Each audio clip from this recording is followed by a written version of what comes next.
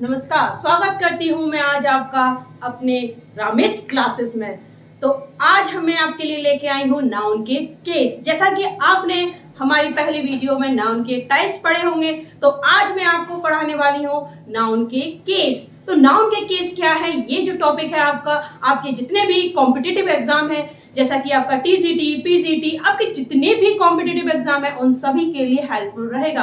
तो इस वीडियो को अंत तक देखते रहें और हमारे इस चैनल को सब्सक्राइब जरूर करें, ताकि आने वाली वीडियो भी आपको मिलती रहे, क्योंकि हम आपको जितने भी ग्रामर के टॉपिक हैं उन सबको क्लियर कराने वाले हैं। तो हमारे इस चैनल से जुड़े रहें। सो लेट्स, आज हम पढ़ते हैं इस टॉपिक को। So keep watching. Case of noun. Case of noun. There are 4 types of case. First name is nominative case, objective case, possessive case and vocative case. हम nominative case को हम subjective case भी कह सकते हैं। Okay, subjective case it means subject as a subject। जब भी कभी किसी भी sentence में कोई भी noun as a subject work करे तो हम कह सकते हैं it is the nominative case और subjective case। जैसा कि है हमारा noun is used as a subject of verb. ये सब्जेक्ट किसका होना चाहिए? वर्ब का होना चाहिए। अब नाउन क्या है? देखिए, नाउन और प्रोनाउन दोनों में आप सेम ना समझे, क्योंकि केस जो होते हैं प्रोनाउन के भी होते हैं, लेकिन हम आपको आज सिर्फ नाउन के केस बता रहे हैं, प्रोनाउन के नहीं। प्रोनाउन के केस जो हैं हम आपको अपनी आने वाली वीडियो में जरूर बताएंगे। तो आज हम सिर्फ नाउन के केस पढ़ते हैं। अब नाउन क्या है, नाउन को कैसे आइडेंटिफाई करना है, तो उसके लिए आप हमारी जो पहली वीडियो है उसको जरूर देखें। Noun is used as the subject of a verb. Just example देख सकते हैं हम, trees bear fruits. Trees bear fruits. देखिए, यहाँ हमारा एक ट्रीज है, एक हमारा फ्रूट्स है। There are two noun, one is trees and second is fruits. तो हम इसमें देखते हैं कि ट्रीज कौन सा केस है और फ्रूट्स कौन सा केस है। तो देखिए, हमारा जो ट्रीज है ये एज ए सब्जेक्ट वर्क कर रहा है यहाँ, यानी कि as a subject as a subject use किया है, तो इसीलिए हम कह सकते हैं it is nominative case. Nominative case also से सब्जेक्टिव केस। फ्रूट्स जो है हमारा एक ऑब्जेक्टिव केस है, क्योंकि ये हमारा क्या है, एक ऑब्जेक्ट के रूप में वर्क कर रहा है, इसीलिए ये हमारा ऑब्जेक्टिव केस है। देखिए, एक कॉम्प्लीमेंट होता है, एक ऑब्जेक्ट होता है। तो ऑब्जेक्ट क्या होता है? ऑब्जेक्ट वो होता है जिसका हम पैसिव बना सके, तो वो है हमारा ऑब्जेक्ट। कॉम्प्लीमेंट पैसिव नहीं बनाता है। कॉम्प्लीमेंट जो होता है वो सिमिलर वर्ड्स होता है हमारे सब्जेक्ट का। तो अभी कॉम्प्लीमेंट के बारे में हम आज नहीं बताएंगे, वो हम अपने आने वाली वीडियो में जरूर आपको बताएंगे, लेकिन आज सिर्फ हम आपको केस बता रहे हैं जो कि नाउन के हैं। Cow is a fat animal. Cow is a fat animal. Cow देख सकते हैं आप, cow is a word and it is used as a subject of the sentence. इस जो भी सेंटेंस है इसका क्या बना है, ये काव जो वर्ड है ये बन के आया है यहाँ पे एक सब्जेक्ट। तो ये सब्जेक्ट का काम कर रहा है, इसीलिए हम कह सकते हैं it is a nominative case और सब्जेक्टिव केस। नेक्स्ट हम देखते हैं ऑब्जेक्टिव केस क्या है। Objective case, noun is used as the object. It means, यानी कि जो ऑब्जेक्ट के तरीके से वर्क करे वो है हमारा क्या, ऑब्जेक्टिव केस। ऑब्जेक्टिव केस को हम एक्यूजेटिव केस भी कह सकते हैं। It means accusative case also say objective case. Just noun is used as the object of a verb, यानी कि verb का object, जैसा कि मैंने इसमें बताया था। अब आप इसमें भी देख सकते हैं, the book is on the desk। the book is in this sentence the book is not object, is a subject, so it is called a subjective case। next देख सकते हैं on the desk। desk is used as the object of the sentence, यानी कि object of the verb, यानी कि जो भी हमारी ये वर्ब है उसका क्या है, ये हमारा एक ऑब्जेक्ट है। The book is on the desk. तो डेस्क इज डेस्क क्या है हमारा, डेस्क जो है हमारा एक क्या है, ऑब्जेक्ट है। तो इसीलिए हम कह सकते हैं इट इज ऑब्जेक्टिव केस। और बुक हमारा क्या है, एक सब्जेक्ट की तरीके से वर्क कर रहा है, इसलिए हम कह सकते हैं it is subjective case. Next देखिए, देख सकते हैं नेक्स्ट एक और एग्जांपल ले लेते हैं हम। Virat pledge cricket. देखिए यहाँ Virat and cricket both are noun, but we can say only this is a nominative case and this one is objective case. क्यों? क्योंकि दिस यानी कि this word use after the verb, यानी कि ये वर्ब का क्या है, ये ऑब्जेक्ट है क्योंकि ये वर्ब के बाद आया है। और ये क्या है हमारा, विराट इज अ सब्जेक्ट, ये वर्ब से पहले यूज किया गया है इसलिए हम इसे सब्जेक्ट कह सकते हैं। तो सब्जेक्ट और ऑब्जेक्ट आई थिंक आपको क्लियर हो चुके होंगे। तो नेक्स्ट आगे बढ़ते हैं। पॉजेसिव केस, पॉजेसिव केस को हम जेनेटिव केस भी कह सकते हैं।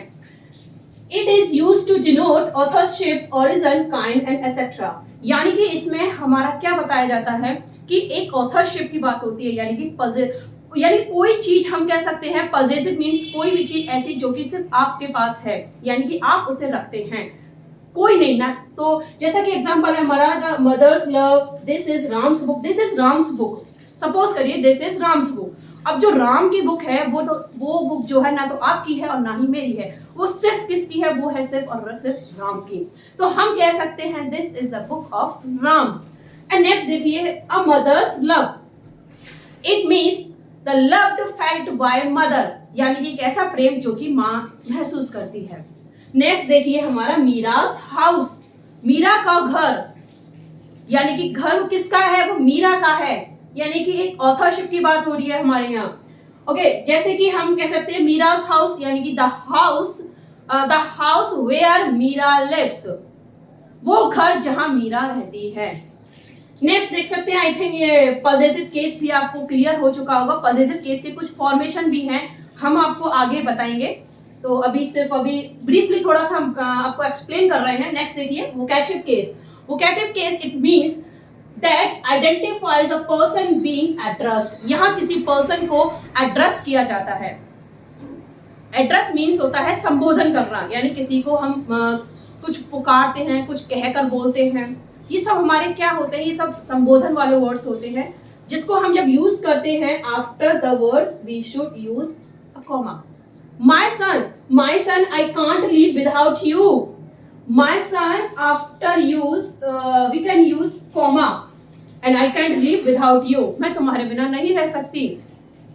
अब यहाँ कोई माँ या पिता यानी कि कोई भी कह रहा है, तो यहाँ जो एड्रेस किया है वो किसको किया है, माय सन को। तो इसीलिए हम कह सकते हैं it is a vocative case. तो ये हमारे 4 टाइप्स थे हमारे नाउन के जो केस हैं उनके, और आगे हम इसके जो फॉर्मेशन है पॉजेसिव केस के उनकी स्टडी करेंगे। तो आप हमारे इस वीडियो से अंत तक जुड़े रहे। पॉजेसिव जो केस थे, मैंने आपको बताया कि हम कुछ फॉर्मेशन बताएंगे पॉजेसिव केस के। तो पॉजेसिव केस के जो फॉर्मेशन है आप देख सकते हैं। First is singular noun, when you find singular noun then we use only apostrophe s, हम एपोस्ट्रोफे एस का यूज करेंगे, यानी कि जब भी हमें पॉजेसिव केस का यूज करना है as a sentence, in a sentence, तो हम क्या करते हैं, जैसे कि आप एग्जांपल देख सकते हैं बॉयज बुक, यहाँ क्या है हमारा एक सिंगुलर नाउन है, सिंगुलर नाउन है ना, ये हमारा क्या है सिंगुलर नाउन। हम देख सकते हैं कि सिंगुलर नाउन के बाद हमने क्या यूज किया है, apostrophe S, boys book. Then हमारा सेकंड रूल्स कहता है प्लूरल नाउन, प्लूरल नाउन जब भी होगा कि हम एपोस्ट्रोफे यूज करेंगे लेकिन एस यूज नहीं करेंगे। आप एग्जांपल में देख सकते हैं बॉयज बुक, बॉयज बुक ये हमारा प्लूरल वर्ड है, इसीलिए हमने यहाँ एस का यूज नहीं किया है, ओनली एपोस्ट्रोफे यूज किया है। नेक्स्ट देख सकते हैं हम फॉर कॉन्शियंस, कॉन्शियंस शेक, हमारा ये रूल्स क्या कहता है, with hissing sound of S, यानी कि कोई भी नाउन जिसमें कि आपको हिसिंग साउंड यानी कि उसका जो साउंड है पीछे का एस का साउंड हो, वर्ड का जो लास्ट वर्ड है हमारा उसका जो साउंड है एस का साउंड दे रहा हो, तो वहां हम एस का यूज नहीं करेंगे, ओनली हम एपोस्ट्रोफे साइन का यूज करेंगे, जैसा कि हमने यहां किया है। तो आप इसको देख सकते हैं फॉर कॉन्शियंस, सा का साउंड आ रहा है, एस का साउंड आ रहा है, इसीलिए we can't use S in this sentence, in this word. Men's club देख सकते हैं आप, एक एग्जांपल और देख सकते हैं। अब ये ना समझे कि प्लूरल मैंने कहा है तो हर प्लूरल में आपको एपोस्ट्रोफे साइन ही लगाना है, एस का यूज नहीं करना है, ऐसा नहीं है। हमने यहाँ एस इसीलिए नहीं लगाया क्योंकि ऑलरेडी यहाँ पे साउंड जो दे रहा है एस का दे रहा है, और जहां साउंड है हमारा एस का वहां हम सिर्फ एपोस्ट्रोफे साइन का यूज करेंगे, ना कि एस का। नेक्स्ट देख सकते हैं मेंस क्लब। मेंस क्लब में यहाँ कोई भी साउंड नहीं है एस का, ये वर्ड है तो प्लूरल बट साउंड नहीं है यहाँ एस का, so we use apostrophe s. Next देखिए children's book, children also plural word, तो प्लूरल है एपोस्ट्रोफे, ये ना सोचे कि ओनली एपोस्ट्रोफे साइन लगाना, नहीं, यहाँ कोई भी साउंड नहीं है एस का, सो वी यूज साइन यानी कि एपोस्ट्रोफे एस। नेक्स्ट देखिए रूल नंबर 2 हमारा क्या है, when noun consist several words possessive sign is attached only to the last word। यानी कि कहने का मतलब है कि जब भी कभी किसी भी सेंटेंस में हमारा जो नाउन है वो 1 या 2 3 4 यानी कि कितना भी बड़ा हो, कितने भी वर्ड्स का हो, लेकिन जो हम पॉजेसिव साइन जो यूज करेंगे वो लास्ट वाले वर्ड के साथ करेंगे। जैसा कि इसमें देखें आप, द किंग ऑफ भूटान, यहाँ देख सकते हैं हमारे 2 नाउन हैं, एक है हमारा किंग और सेकंड है हमारा भूटान। जो हमने एपोस्ट्रोफे यूज किया है वो कहाँ किया है ना, हमने जो यूज किया है वो किंग के बाद नहीं, we use apostrophe s after the Bhutan, Bhutan's visit. हम लास्ट वर्ड के जो हमारा लास्ट वर्ड नाउन होगा then after we use apostrophe s. Next देखिए that is Tagore the poet's house, that is Tagore, यहां देख सकते हैं आप दैट इज टैगोर, एक हमारा ये सब्जेक्ट है और दूसरा हमारा ये है द पोइट, यानी कि the Tagore and the poet, there are 2 noun, we use apostrophe s after the last word and the poet is the last word in this sentence, so we use apostrophe s after the poet word। यानी कि हम जो apostrophe s use करेंगे वो last word यानी कि poet के बाद हम यूज करेंगे। नेक्स्ट देखिए Karim and Salim's bakery, Karim and Salim's bakery, यानी कि यहाँ जो बेकरी है वो करीम और सलीम दोनों की एक ही बेकरी है, दोनों की एक ही बेकरी है, इसीलिए हमने सिर्फ एपोस्ट्रोफे एस जो है सिंगल लगाया है, डबल यूज नहीं किया है, क्योंकि जो बेकरी है वो दोनों की एक ही है। और हम जो साइन लगाएंगे यानी एपोस्ट्रोफे एस जो लगाएंगे वो कहाँ लगाएंगे, वो लगाएंगे हम after the last word, and Karim and Salim, Salim is the last word of this sentence of this noun, so we use apostrophe s after the Salim word. Next देखिए हम एक और कुछ डिफरेंस और मैं बताना चाहती हूँ, जैसा कि है राजा राव एंड नारायण नोबल्स। अब यहाँ आप क्या देख सकते हैं कि यहाँ हमने एपोस्ट्रोफे एस जो है 2 यूज किए हैं, एक हमारा राजा राव के बाद है और दूसरा है हमारा नारायण के बाद। क्यों यहाँ 2 क्यों यूज किए हैं, जबकि हमने तो आपको ये बताया था कि जो एपोस्ट्रोफे एस लगेगा वो सिर्फ लास्ट वर्ड के बाद लगता है, उससे पहले नहीं लगता है। लेकिन ये जो रूल्स है हमारा थोड़ा सा डिफरेंट है, क्यों, क्योंकि इसमें हमारा ये कहा गया है कि राजा राव की जो नोबल है उसकी नोबल अलग है और नारायण की जो नोबल है उसकी नोबल अलग है, यानी कि दोनों की जो नोबल है वो दोनों की नोबल अलग है। ये नहीं कह सकते यहाँ क्या था हमारे, देखिए यहाँ भी 2 नेम है, एक करीम और सलीम, यहाँ भी 2 नेम है, लेकिन यहाँ जो बेकरी है वो दोनों की एक ही है, लेकिन यहाँ ये नोवेल्स है वो दोनों की एक नहीं है, दोनों की अलग अलग नोवेल्स है, तो दोनों की अलग है, इसीलिए हम क्या करते हैं एपोस्ट्रोफे एस दोनों के लिए यूज करेंगे। जहां दोनों की बात अलग सेपरेट हो वहां हम दोनों के लिए एपोस्ट्रोफे एस यूज करते हैं। तो ये थे हमारे कुछ फॉर्मेशन, तो आगे भी है हमारे कुछ फॉर्मेशन जो पॉजिटिव केस के हैं, तो आप अभी जुड़े रहिए हमारे इस वीडियो को और अंत तक जरूर देखें। नेक्स्ट हम देखते हैं कि पॉजिटिव केस के और कुछ रूल्स हैं। जैसा कि आप यहाँ देख सकते हैं the tables lag, tables lag एक आपको जो बात है, यानी कि जो भी आपका जो मैटर है हमारा जो पॉजिटिव केस से रिलेटेड है, एक पॉइंट मैं आपको बता रही हूँ, जैसा कि है हमारा जो भी कुछ नॉन लिविंग थिंग्स होती हैं, हम कभी भी नॉन लिविंग थिंग्स के बाद अपॉस्ट्रोफी एस का यूज नहीं करते हैं हम।